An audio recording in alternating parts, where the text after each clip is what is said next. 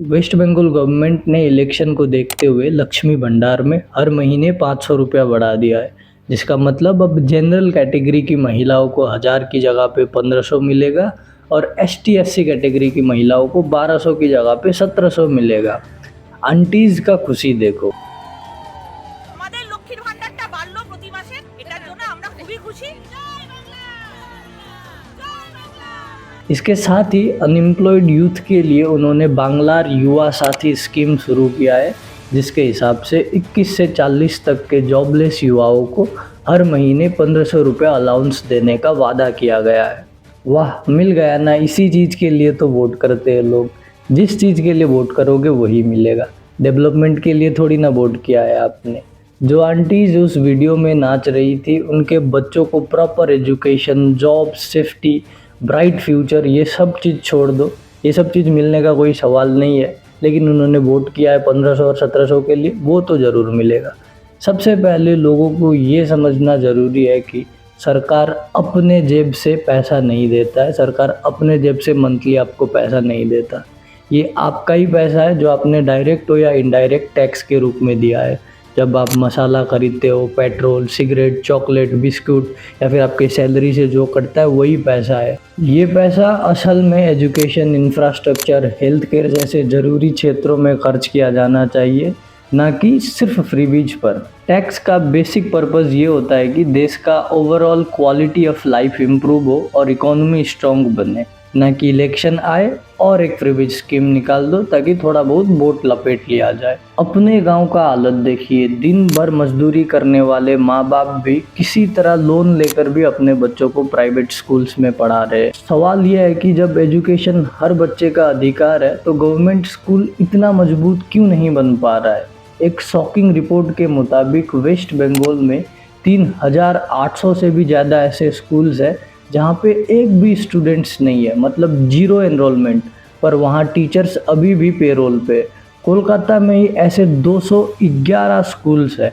इसका मतलब यह है कि लोगों को गवर्नमेंट स्कूल से भरोसा ही उठ गया है, क्योंकि सबको पता है कि गवर्नमेंट स्कूल में कुछ होने वाला नहीं है। क्वालिटी ऑफ एजुकेशन ऐसा कोई चीज़ एग्जिस्ट ही नहीं करता। स्पेशली आज के टेक और एआई डोमिनेटेड वर्ल्ड में हमारे 5th स्टैंडर्ड तक के बच्चों को कंप्यूटर्स ऑन करना नहीं आता है।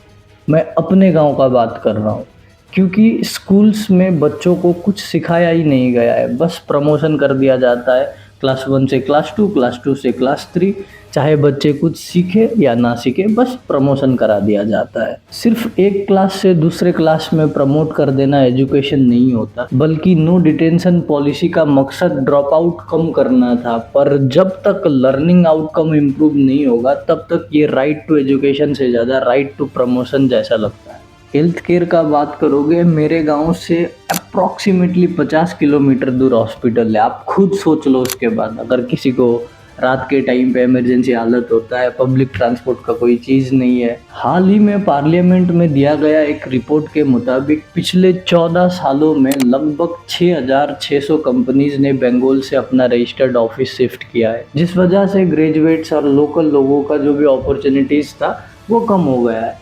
अब देखो, अपने स्टेट पे नया कोई कंपनी नहीं आ रहा है, जो कंपनी था वो भी छोड़ के बाहर जा रहा है, तो जो स्टेट के पढ़े लिखे युवा है उनको तो दूसरे स्टेट्स पे जाना पड़ेगा ही। बंगाल में वीमेन सेफ्टी वो क्या होता है? आरजीकर मेडिकल कॉलेज केस देखो।